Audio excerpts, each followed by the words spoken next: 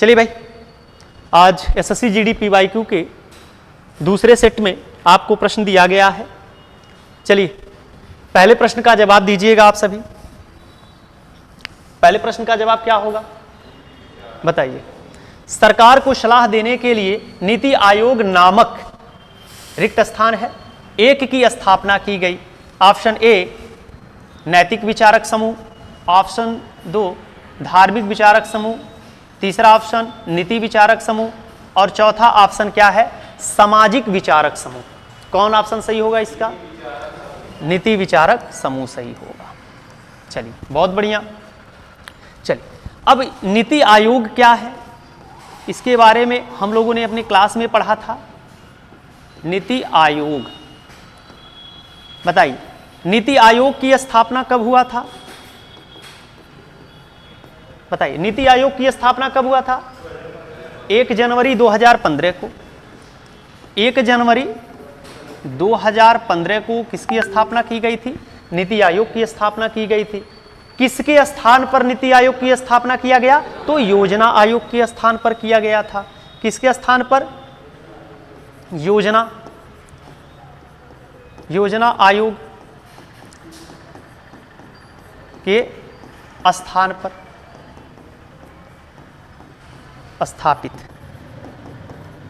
ठीक है, चलिए एक सवाल और आता है कि योजना आयोग का काम क्या था? जो भारत में पंचवर्षीय योजनाएं चलाई जा रही थी, उस पंचवर्षीय योजनाओं के क्रियान्वयन हेतु स्थापित यह एक संस्था है जिसका काम था पंचवर्षीय योजनाओं को रेगुलेट करना। ठीक है, क्या करना? पंचवर्षीय योजनाओं को रेगुलेट करने के लिए योजना आयोग स्थापित हुआ था। लेकिन बात क्या था कि जो योजना आयोग था यह पूर्ण रूप से क्या था? एक केंद्रीकृत था। योजना आयोग क्या था? पूर्ण रूप से केंद्रीकृत था, अर्थात योजना आयोग में केंद्र सरकार का प्रभुत्व ज्यादा था।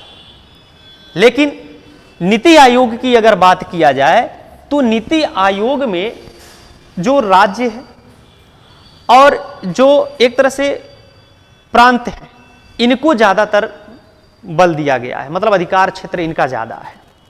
अर्थात योजना आयोग, जिस तरह योजना आयोग एक क्या था, एक केंद्रीकृत योजना था, लेकिन नीति आयोग क्या है? केंद्रीकृत योजना नहीं है। योजना आयोग रूसी विद्वानों के मॉडल पर आधारित था और नीति आयोग भारतीय विद्वानों के मॉडल पर आधारित है। यही मेन डिफरेंट है। ठीक है, क्लियर है? आगे बढ़ते हैं। तो इस प्रश्न का उत्तर हमारा क्या है? C option. चलिए अब दूसरे ऑप्शन प्रश्न का उत्तर बताइएगा कि संगीत नाट्य अकादमी संगीत, नृत्य और नाटक के लिए भारत की राष्ट्रीय अकादमी है। यानी संगीत नाट्य अकादमी, हम ये तो सही बात है कि जो संगीत नाट्य अकादमी है या नृत्य कला और के लिए एक राष्ट्रीय अकादमी है जो कि कलाओं को प्रोत्साहन प्रदान करने का काम करती है। इसे 1952 में तत्कालीन यहाँ रिक्त स्थान दिया गया है, जिसे हमें इन ऑप्शन को सही ऑप्शन चूज करके हमें वहां रखना है। भारत सरकार के एक प्रस्ताव द्वारा बनाया गया था जिसके पहले अध्यक्ष डॉक्टर पीवी राजमन्नार थे। तो ध्यानपूर्वक अगर देखा जाए तो परिवहन मंत्रालय, कला मंत्रालय, शिक्षा मंत्रालय, नृत्य मंत्रालय, तो इस दिए गए प्रश्न का सही उत्तर क्या है? शिक्षा मंत्रालय। बहुत बढ़िया, दिए गए प्रश्न का सही उत्तर क्या है? शिक्षा मंत्रालय है। चलिए अब बात यहां पे संगीत नाट्य अकादमी की हो गया। संगीत नाट्य अकादमी जो कि कला का एक संरक्षण करने वाली एक केंद्रीय संस्था है, जो कि राष्ट्रीय और अंतर्राष्ट्रीय स्तर पर कलाओं को महत्व को क्या करता है? प्रसारित करता है, कला का संरक्षण करता है, कलाओं को बढ़ावा देने का काम करता है। इसकी स्थापना कब हुआ था मेरे भाई? बताइए, स्थापना कब हुआ था? 1953 ईस्वी में हुआ था।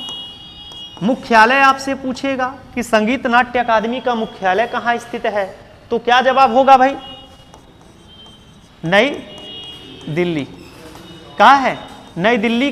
कहाँ पर? रविंद्र भवन में। चलिए इन दोनों प्रश्नों में कोई अगर डाउट हो तो बताइए। हमने दो बातें जाना, नीति आयोग की स्थापना 1 जनवरी 2015 को किया गया था योजना आयोग के स्थान पर, और संगीत नाट्य अकादमी की स्थापना 1953 में किया गया था, जिसका मुख्यालय नई दिल्ली के रविंद्र भवन में स्थित है।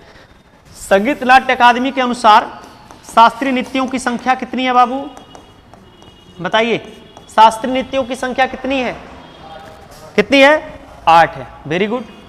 चलिए, और संस्कृति मंत्रालय किस नृत्य को 9वां शास्त्रीय नृत्य मानता है, छऊ को।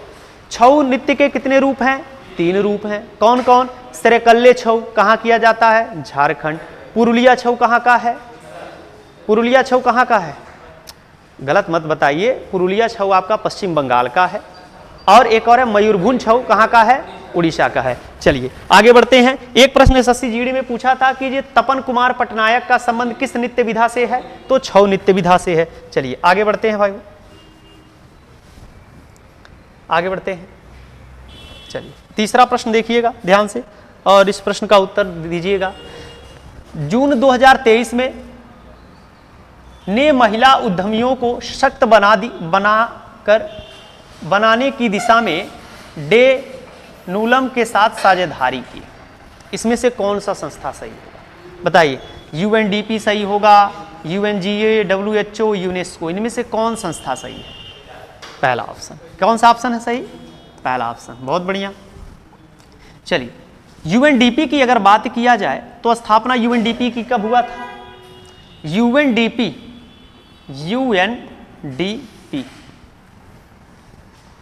जिसका मतलब होता है United Nation Development Programme, United Nation Development programme.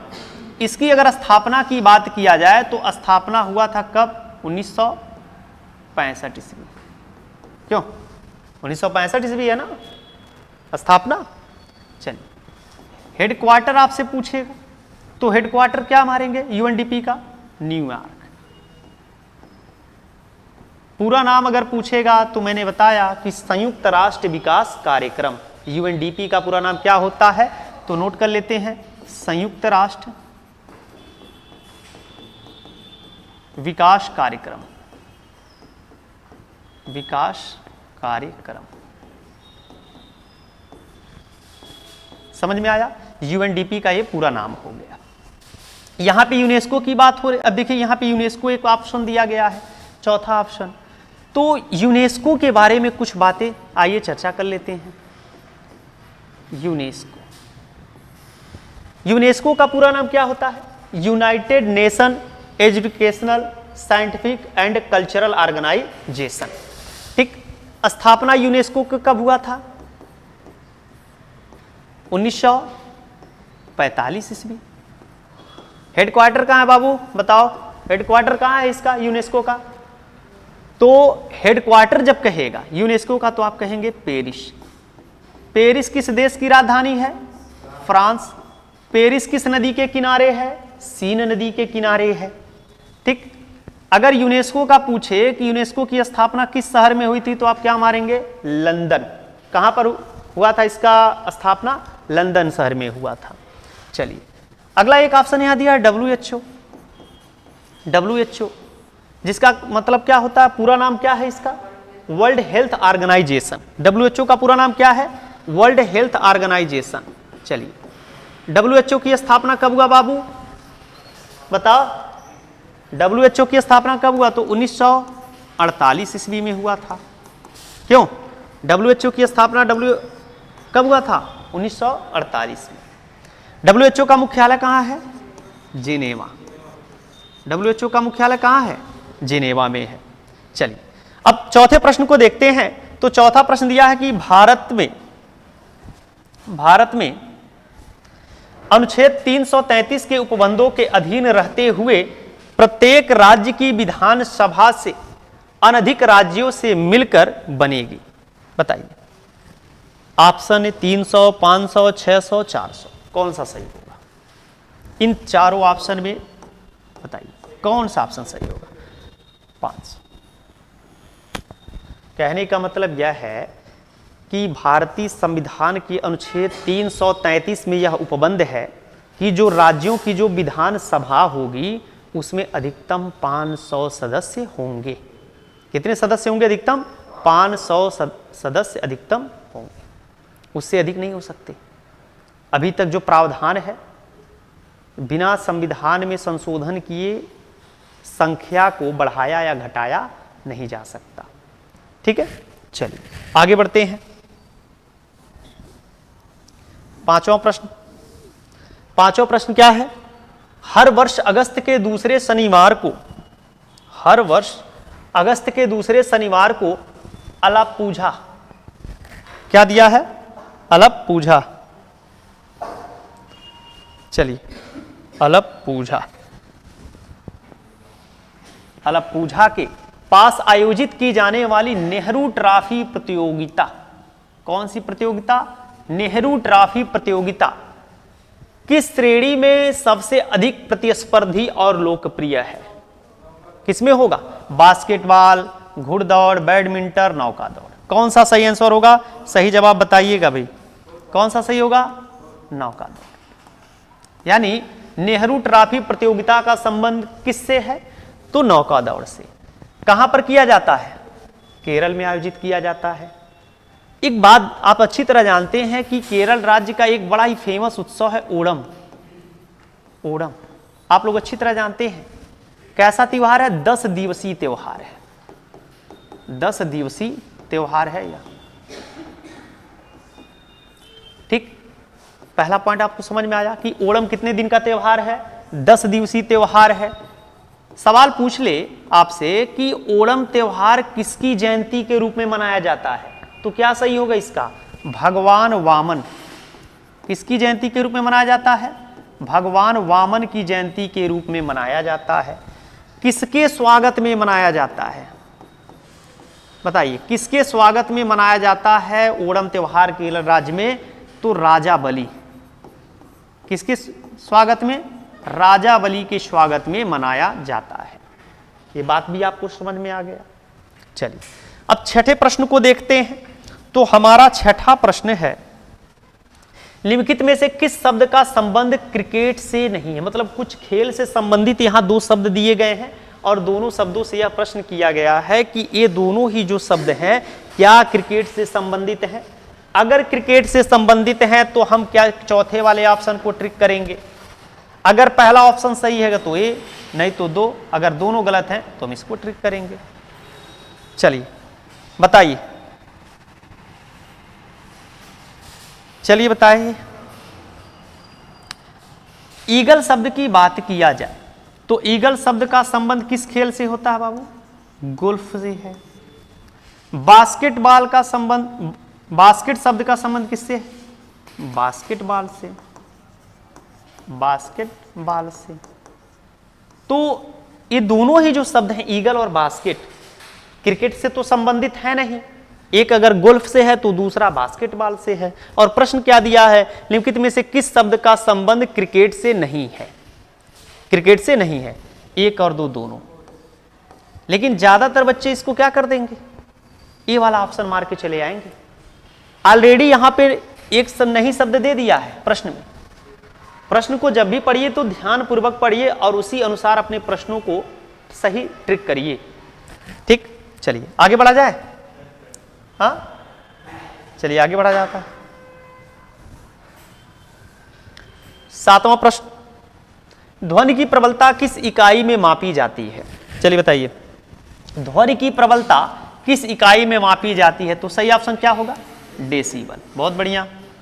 Hertz क्या होता है? आवृत्ति। हर्ट्ज से क्या मापा जाता है? आवृत्ति मापा जाता है। ये बात भी याद रखिएगा। आगे बढ़े। 8वां प्रश्न, सुप्रीम कोर्ट के किस पूर्व न्यायाधीश को आंध्र प्रदेश के राज्यपाल के रूप में नियुक्त किया गया है? चलिए, संजय किशन कौल, संजीव खन्ना, यस अब्दुल नजीर और भूषण रामकृष्ण गवई। कौन सा सही जवाब होगा बाबू, बता सकते हैं? तीसरा ऑप्शन, यस अब्दुल नजीर साहब। यानी एस अब्दुल नजीर को, जो कि पूर्व न्यायाधीश यानी सुप्रीम कोर्ट के न्यायाधीश भी रह चुके हैं, इन्हें आंध्र प्रदेश के राज्यपाल के रूप में नियुक्त किया गया है। आगे बढ़ा जाए। चलिए 9वें प्रश्न पे चलते हैं। 9वां प्रश्न जनगणना से संबंधित दे दिया है बाबू। जनगणना 2021 के अनुसार निम्नलिखित में से किस राज्य में महिला साक्षरता दर सबसे अधिक है? यानी पूछ रहा है कि किस राज्य की महिला साक्षरता सबसे अधिक है। चलिए, तो इससे प्रश्न को थोड़ा अगर हम 2011 की जनगणना से संबंधित कुछ प्रमुख बातों पे चर्चा कर लेते हैं। जनगणना 2011, रुक जाइए, जनगणना 2011। चलिए, इससे संबंधित कुछ प्रमुख बातें कर लेते हैं। यह भारत की कौन सी जनगणना थी? 15वीं, भारत की 15वीं। और स्वतंत्र भारत की क्या थी? स्वतंत्र भारत की 7वीं जनगणना थी।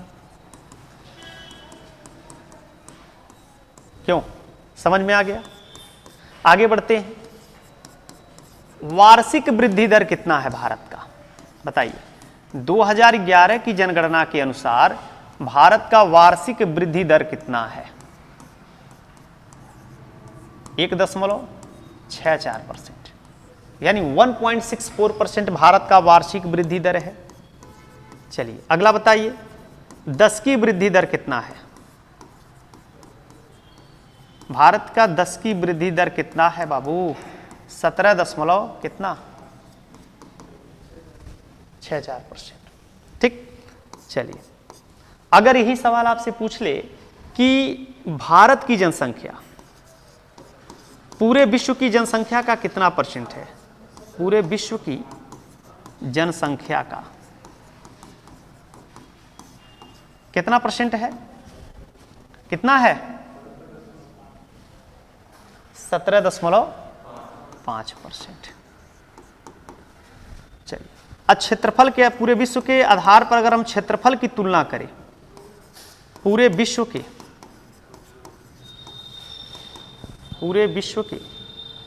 क्षेत्रफल का कितना परसेंट है भारत का क्षेत्रफल? 2.4%।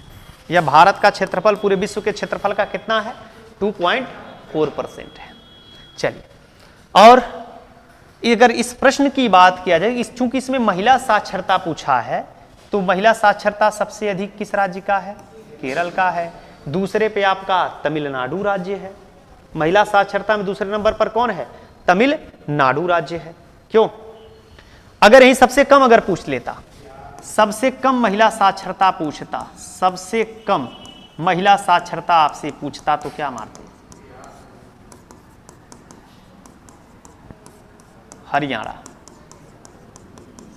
सबसे कम महिला साक्षरता यदि कहता तो क्या हो जाता? हरियाणा सही हो जाता। ठीक है, समझ में आ गया?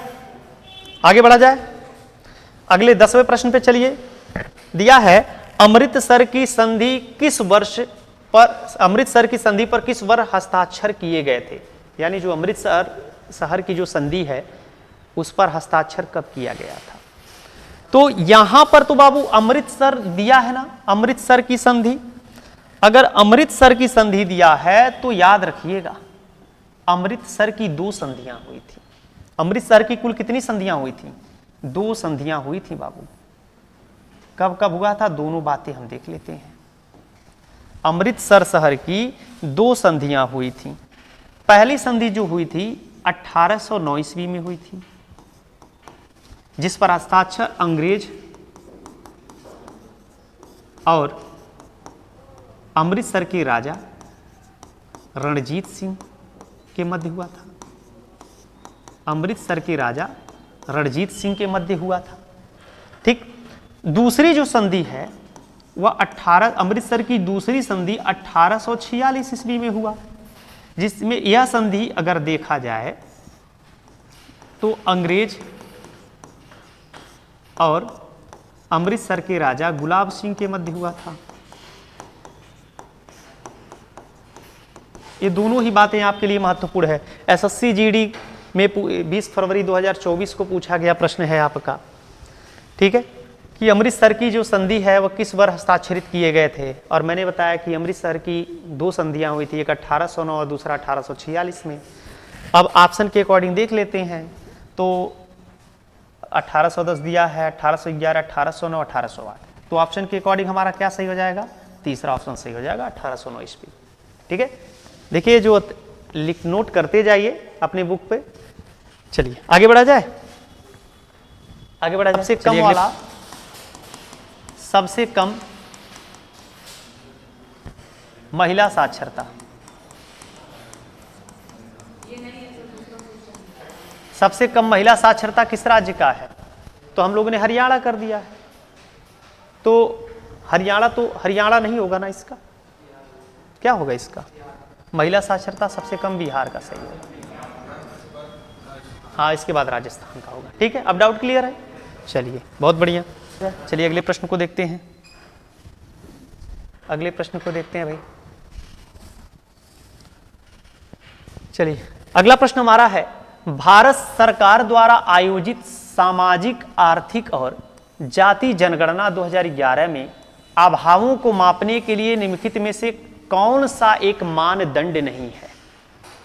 ठीक, तो इनमें से देख लेते हैं। ऐसे, पहला ऑप्शन, ऐसे परिवार जिनमें कोई सक्षम सदस्य नहीं है। दूसरा, ऐसे घर जिनमें केवल एक कमरा है और कोई ठोस दीवार और छत नहीं है। तीसरा ऑप्शन, दिव्यांग सदस्य वाले परिवार। और चौथा है, ऐसे परिवार जिनमें 15 से 59 आयु वर्ग की कोई वयस्क महिला नहीं है। बताइए भाई, इस प्रश्न में जो 4 ऑप्शन दिए गए हैं, कौन सा दिए गए प्रश्न के अनुसार सत्य नहीं है? चौथा ऑप्शन। बहुत बढ़िया, कौन सा ऑप्शन सही होगा? चौथा ऑप्शन। चलिए इसी क्रम में अब 12वें प्रश्न का भी उत्तर दे दीजिए कि भारतीय संविधान सभा ने भारतीय के संविधान को कब अपनाया था? 26 जनवरी 1950, 24 जनवरी 1950, 26 जनवरी 1949 और 15 अगस्त 1947। बताइए चारों ऑप्शन में कौन सा सही होगा? कौन सा सही होगा? 26 जनवरी 1949। बहुत बढ़िया। देखिए, इस भारत के जो संविधान है, संविधान एक कानूनी दस्तावेज है जिसके तहत क्या होता है, देश की शासन व्यवस्था का संचालन किया जाता है। यह हमारे देश का एक तरह से गौरव भी है। अब भारत के संविधान की बात किया जाए तो चाहे बात कहे अंगीकार कि भारत के संविधान को कब अंगीकार किया गया या कब स्वीकार किया गया, या फिर ऐसे कहे कि भारत का संविधान कब बनकर तैयार हुआ, बनकर तैयार हुआ, इन सभी प्रश्नों का उत्तर एक ही होगा, 26 नवंबर 1949। चाहे अंगीकार कहे, चाहे स्वीकार कहे या बनकर तैयार होने की बात कहे, तो 26 नवंबर 1949 को भारत का संविधान बनकर तैयार हुआ था या स्वीकार किया गया था। ठीक है, लागू अगर बात कहेगा कि भारत का संविधान पूरे देश में पूर्णतः लागू, पूर्ण रूप से लागू कब किया गया, या हमारा देश गणतंत्र राष्ट्र कब बना, यानी गणतांत्रिक राष्ट्र कब बना, तो क्या सही जवाब हो जाएगा बाबू? 26 जनवरी 1950। यानी 26 जनवरी 1950 को हमारा देश क्या बना था? एक गणराज्य बना था, यानी हमारे देश का संविधान पूर्ण रूपेण लागू हुआ था। अब एक सवाल अगर पूछ ले कि जो 26 जनवरी का जो वर्ष है, दिन है, 26 जनवरी का जो दिन है वह क्यों इतना महत्वपूर्ण है? क्योंकि आप अच्छी तरह जानते हैं कि 26 जनवरी 1930 ईस्वी को कांग्रेस के द्वारा लाहौर में रावी नदी के तट पर क्या मनाया गया था? क्या मनाया गया था? स्वाधीनता दिवस मनाया गया था। और तब से लेकर के भारत के संविधान के लागू होने तक प्रत्येक वर्ष स्वाधीनता दिवस कांग्रेस के सदस्यों द्वारा मनाया जा रहा था। यही कारण है कि भारतीय संविधान को पूर्ण रूप से लागू करने के लिए 26 जनवरी का दिन निश्चय किया गया था। ठीक है, चलिए समझ में आ गया। चलिए आगे बढ़ा जाए। क्वेश्चन संख्या 13। चलिए इस प्रश्न का उत्तर बताइएगा। बताएंगे? पन्नालाल घोष किस वाद्य यंत्र के लिए प्रसिद्ध है? बताइए। पन्नालाल घोष किस वाद्य यंत्र के लिए फेमस है? तबला, शहनाई, बांसुरी, घटम। कौन सा सही होगा? क्या सही है? बांसुरी। बहुत बढ़िया। पन्नालाल घोष किससे संबंधित है? बांसुरी। और बांसुरी की अगर बात किया जाए तो बांसुरी के जो सबसे प्रसिद्ध, अगर कहा जाए कि सबसे प्रसिद्ध कलाकारों में से एक, तो एक कलाकार का नाम आप याद रखिएगा, हरिप्रसाद चौरसिया। हरिप्रसाद चौरसिया या बांसुरी के बड़े ही उत्कृष्ट कलाकार थे जिन्होंने एक नए आयाम दिया था बांसुरी वाद्य यंत्र में। ठीक है, चलिए 14वें प्रश्न को देखिएगा। भारत के निम्नलिखित में से किस राज्य में बोनालू पर्व मनाया जाता है? बताइए। बोनालू पर्व मनाया जाता है, बताइए।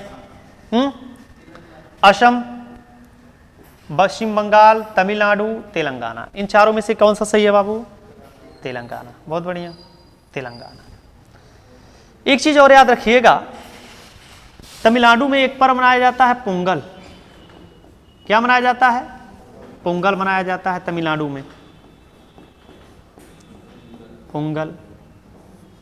और पोंगल के दौरान ही, पोंगल के दूसरे दिन थाई पोंगल होता है, और तीसरे दिन क्या होता है बताइए। चलिए पोंगल को भी देख लेते हैं एक बार। पोंगल कहाँ का है? तमिलनाडु का है। कितने दिन का त्यौहार है? 4 दिवसीय त्यौहार है।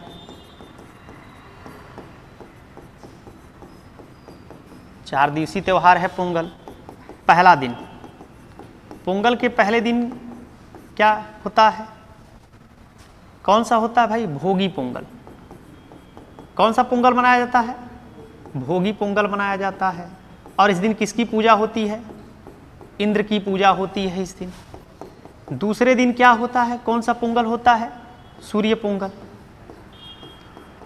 सूर्य पोंगल होता है, जिसे हम लोग क्या कहते हैं? थाई। क्या कहते हैं? जिसे थाई पोंगल भी कहा जाता है, थाई पोंगल। ठीक। और इस दिन किसकी पूजा होती है? सूर्य की पूजा होती है। सूर्य की पूजा होती है इस दिन। ठीक।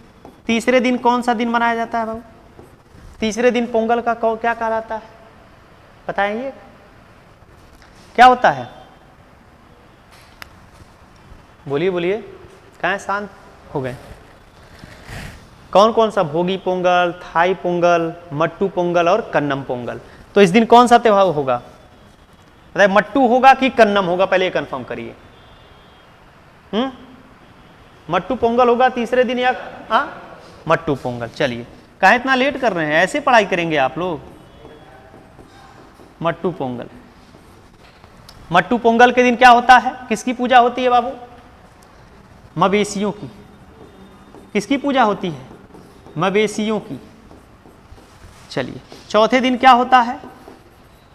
कन्नम पोंगल। कन्नम पोंगल। कन्नम पोंगल के दिन क्या होता है? तो गीत और नृत्य किया जाता है। ठीक। चलिए, लेकिन सबसे ज्यादा अगर इंपॉर्टेंट अगर पूछ ले कि जलीकट्टू पोंगल त्योहार के दिन ही आयोजित किया जाता है, तो पहले, तीसरे और चौथे में से किस दिन, मतलब इन चारों में से किस दिन जलीकट्टू होता है? तो बाबू तीसरे दिन। तीसरे दिन क्या होता है? जलीकट्टू। ये भी याद रखिएगा। यानी मट्टू पोंगल के दिन एक जलीकट्टू नाम की क्रीड़ा है, जो कि तमिलनाडु राज्य में पोंगल त्योहार के तीसरे दिन यानी मट्टू पोंगल के दिन आयोजित किया जाता है तमिलनाडु राज्य में। क्लियर है? सारी बातें क्लियर हो पा रहा है आपको? आगे बढ़ा जाए। चलिए,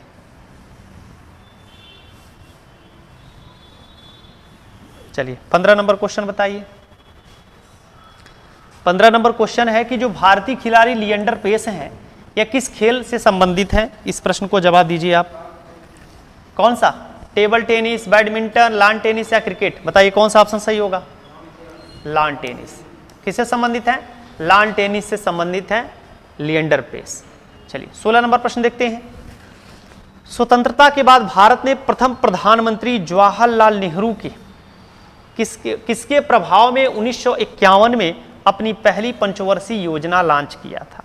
अब भाई पंचवर्षीय योजना की बात आ गया, पंचवर्षीय योजना, पंचवर्षीय योजना क्या था? ये 5 ईयर डेवलपमेंट प्रोग्राम था। पंचवर्षीय योजना क्या था? 5 ईयर डेवलपमेंट प्रोग्राम था, जिसके तहत एक लक्ष्य निर्धारित किया जाता था और दिए गए 5 सालों के अंदर उस लक्ष्य को प्राप्त करने का गवर्नमेंट पूरा प्रयास करती थी, जिसके तहत विकास के हर पहलुओं पर प्रकाश डाल करके उसका विकसित करने के उद्देश्य से इस योजना को क्रियान्वित किया जा रहा था। तो भारत में अगर देखा जाए तो जो पंचवर्षीय योजना है 1951 से लेकर के 2017 तक कुल कितनी पंचवर्षीय योजनाएं चलाई गई हैं? 12। कितनी पंचवर्षीय योजनाएं चलाई गई हैं? 12 पंचवर्षीय योजनाएं चलाई गई हैं। प्रथम पंचवर्षीय योजना की बात किया जाए, प्रथम पंचवर्षीय योजना जो वर्ष है वह कब से है? 1951 से 1955 ईस्वी तक का। क्यों? सही है ना? चलिए, अब ये पूछेगा मॉडल किस मॉडल पर आधारित था? हेराल्ड डोमर मॉडल पर आधारित था।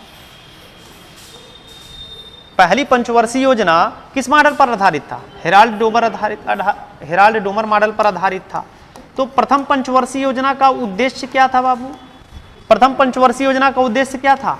कृषि, यानी कृषि पर ज्यादा ध्यान दिया गया था।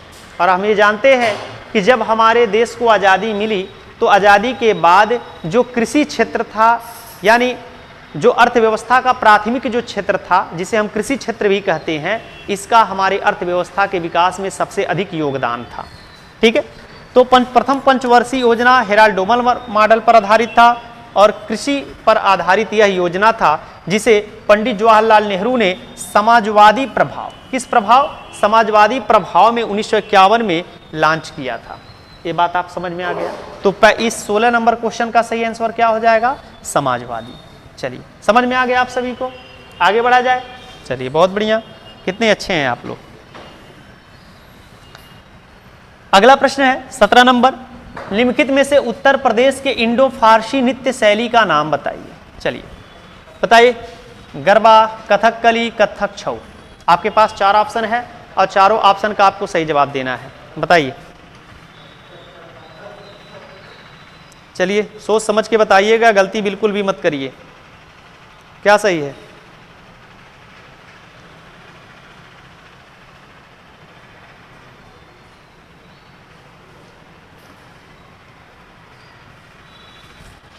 चलिए, क्या बताया आप लोगों ने? कथक, बिल्कुल सही, कथक सही है इसका। अब याद रखिएगा, गरबा कहाँ का है? गुजरात का है। कथकली किस राज्य का शास्त्रीय नृत्य है? केरल का है। अच्छा, एक प्रश्न और बता दीजिए, जो गुजरात में गरबा नृत्य किया जाता है, कब किया जाता है?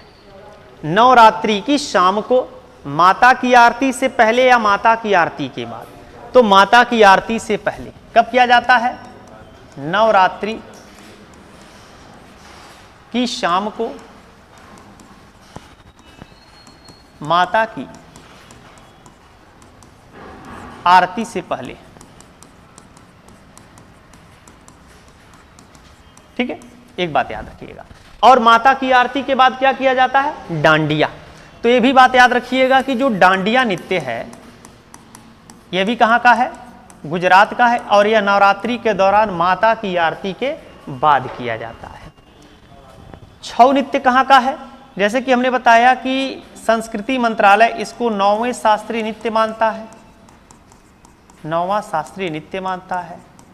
और हम लोगों ने देखा था कि जो बाबू छऊ होता है ना, छऊ, इसके कितने रूप होते हैं? 3 रूप होते हैं। कौन कौन? पहला है सिरकल्ले छऊ, कहाँ किया जाता है? झारखंड में किया जाता है। दूसरा कौन सा आपका है? पुरुलिया छऊ।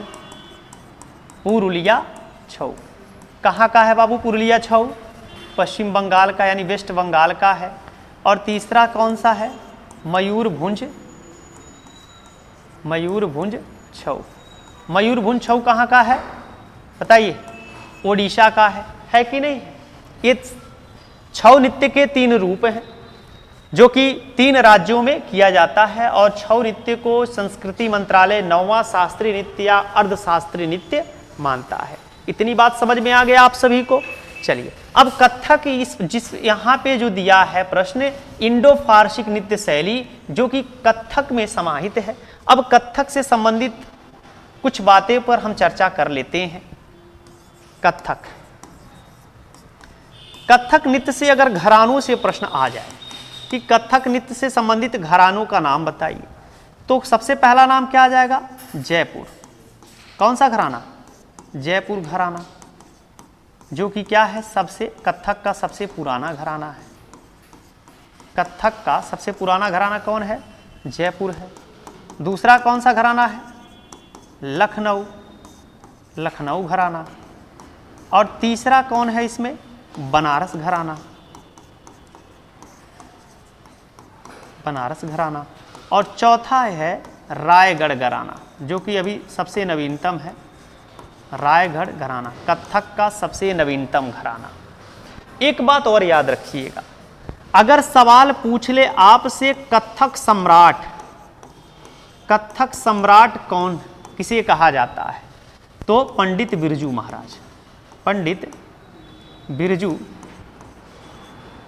महाराज, जिनका वास्तविक नाम क्या था? पंडित बृजमोहन मिश्रा। ठीक। अगर यहीं आपसे पूछ ले कथक सम्राज्ञी किसे कहा जाता है, तो आप क्या मारेंगे? सितारा देवी।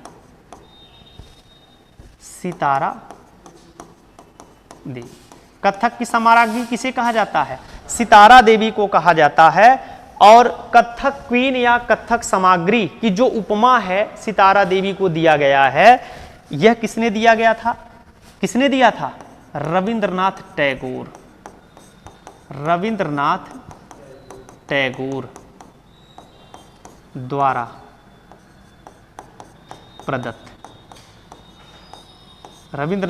द्वारा प्रदत्त उपाधि था। ठीक है। चलिए अब 18वें प्रश्न को ध्यान से पढ़िए। लिया है, निम्नलिखित में से कौन सा भारतीय रिजर्व बैंक का कार्य है? अभी हम लोगों ने कल पढ़ा था रिजर्व बैंक के कार्यों के बारे में कि रिजर्व बैंक का काम क्या होता है। चलिए हम लोगों ने कल देखा था रिजर्व बैंक के बारे में कि जो मुद्रा जारी करने का काम है, मुद्रा जारी करने का काम कौन करता है? आरबीआई करता है। पहला ऑप्शन तो इस आधार पे हमारा सही हो गया। ठीक है। और क्या है? एक तरह से आरबीआई बैंकों के बैंक के रूप में काम करता है। आरबीआई किसके रूप में काम करता है? बैंकों के बैंक के रूप में काम करता है। बैंकों के बैंक के रूप में अंतिम ऋणदाता भी है यह। तो यानी हमारा दूसरा ऑप्शन भी सही हो गया। और यहां पे आपका आंसर कूट भाषा में है, तो इसका क्या हो जाएगा? 1 और 2 दोनों हो जाएगा। ठीक है। यानी भारत सरकार का एक केंद्रीकृत बैंक है भारतीय रिजर्व बैंक, जो भारत में संचालित जितने भी वाणिज्यिक बैंक हैं उन सभी पर प्रशासनिक रूप से नियंत्रण करने का काम करता है। चलिए अब भारतीय रिजर्व बैंक के बारे में कुछ बातें जान लेते हैं। भारतीय रिजर्व बैंक यानी आरबीआई जो है, आरबीआई की स्थापना कब हुआ बाबू? बता सकते हैं? 1 अप्रैल 1935 ईस्वी को 5 करोड़ की निजी पूंजी के साथ, 5 करोड़ की निजी पूंजी के साथ किसकी स्थापना हुआ था? आरबीआई का। यानी आरबीआई जब स्थापित हुआ तो उस समय क्या था? एक प्राइवेट बैंक था। ठीक। आगे बढ़ते हैं। हेडक्वार्टर की बात किया जाए तो हेडक्वार्टर से 2 बात आएगा। हेडक्वार्टर इसका पहले क्या था? रुक जाइए 1 मिनट। हेडक्वार्टर वर्तमान में क्या है? मुंबई है। और कब से बना है? 1937 से। 1937 से आरबीआई का हेडक्वार्टर मुंबई बना है।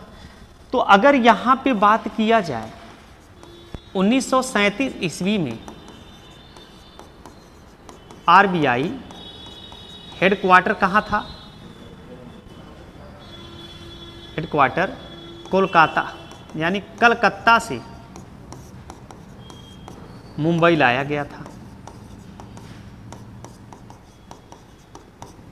मुंबई लाया गया या मुंबई स्थानांतरित किया गया था। यानी 1937 से पहले स्थापना से लेकर 1937 तक आरबीआई का मुख्यालय कहाँ था?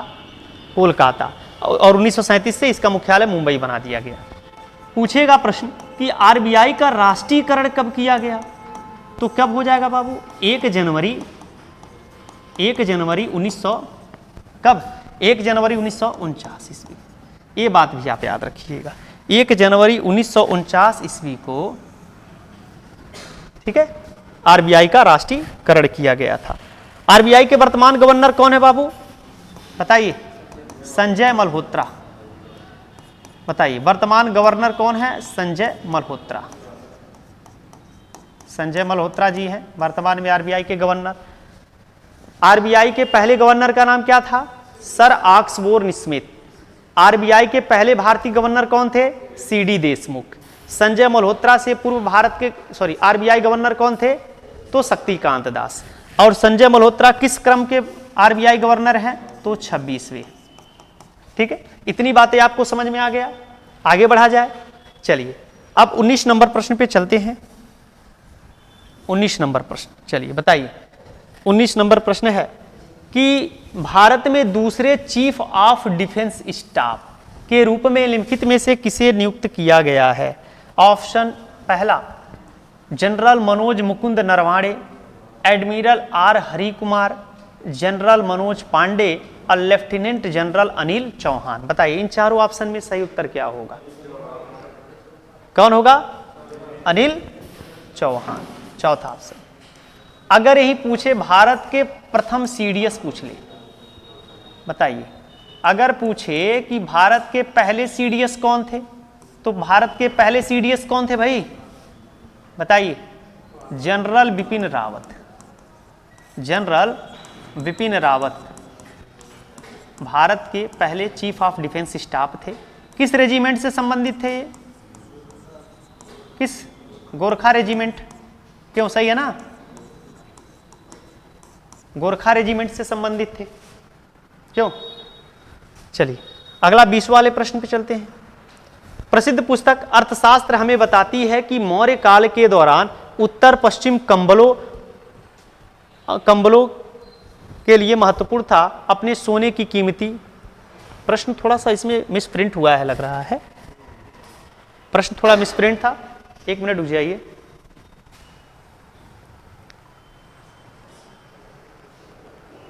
सर एक बार प्रश्न इसको चेक कर लीजिएगा।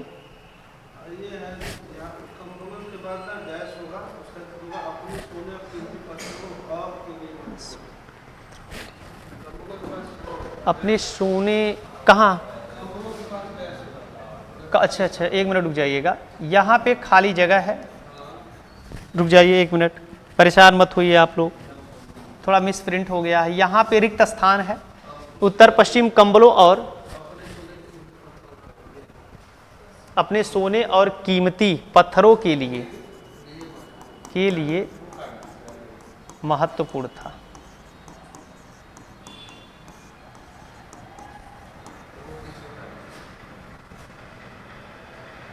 एक मिनट रुक जाइए, इस प्रश्न को सही कर दें। रुक जाइए 1 मिनट।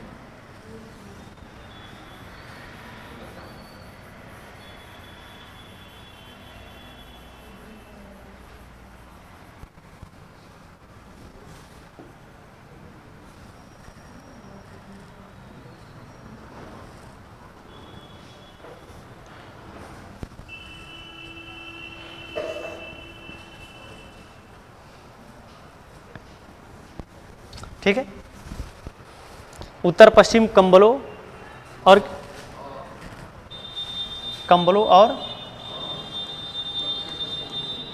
और दक्षिण एक मिनट रुक जाइए सर, एक मिनट रुक जाना बाबू, कोई प्रश्न को सही कर दे रहे हैं तब बता रहे हैं। कंबलों और, हाँ, और के बाद डैश होगा।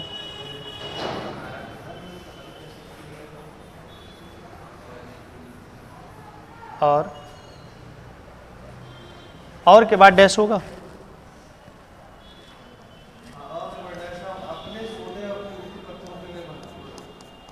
और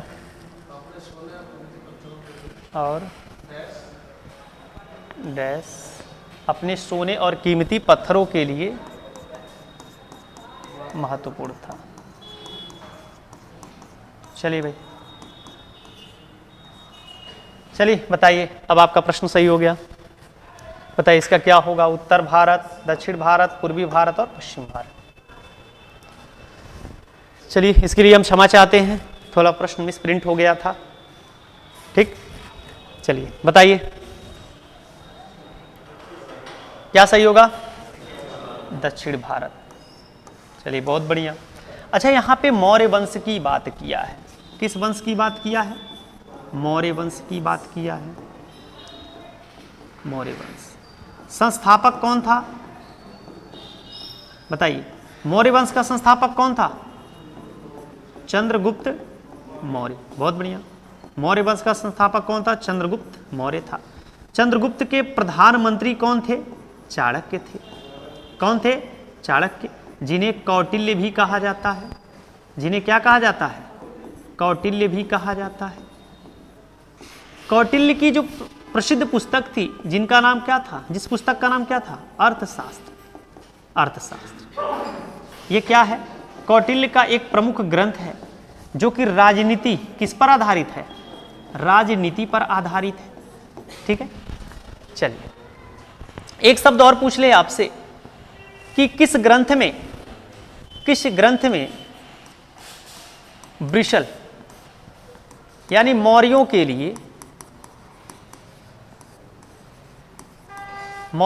लिए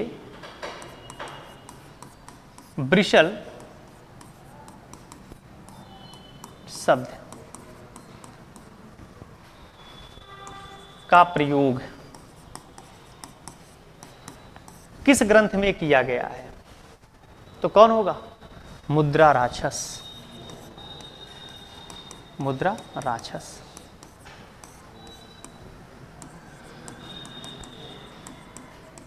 ठीक है, चलिए एक प्रश्न और बताइए कि इंडिका जो मौर्यकालीन घटनाओं के बारे में जानकारी देने का काम करती है, इसके लेखक कौन थे?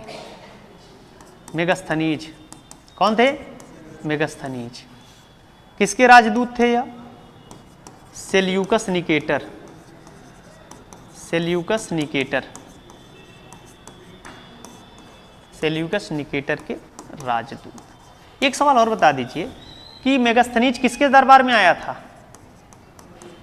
चंद्रगुप्त मौर्य। चंद्रगुप्त मौर्य के दरबार में मेगस्थनीज आया था, जो कि सेल्यूकस निकेटर का क्या था? राजदूत था। चलिए ये बात भी आप याद रखिएगा, सेल्यूकस निकेटर। चलिए तो इस दिए गए प्रश्न को उत्तर हमारा क्या हो जाएगा? बी वाला ऑप्शन सही हो जाएगा। चलिए बताइए, हमने आज 20 प्रश्नों का एक सेट हम लोगों ने कंप्लीट किया एसएससी जीडी पीवाईक्यू का, और आगे भी क्रमिक रूप से हम प्रत्येक दिन एसएससी जीडी का एक एक सेट करते जाएंगे, और उससे संबंधित जो भी आप सभी का डाउट रहेगा, अपने डाउट को आप शेयर करते रहिएगा, जिससे कि हमें आपके बारे में जानने की हम आपके बारे में अधिक से अधिक जान पाएंगे, तभी हम उस समस्या का निपटारा कर पाएंगे।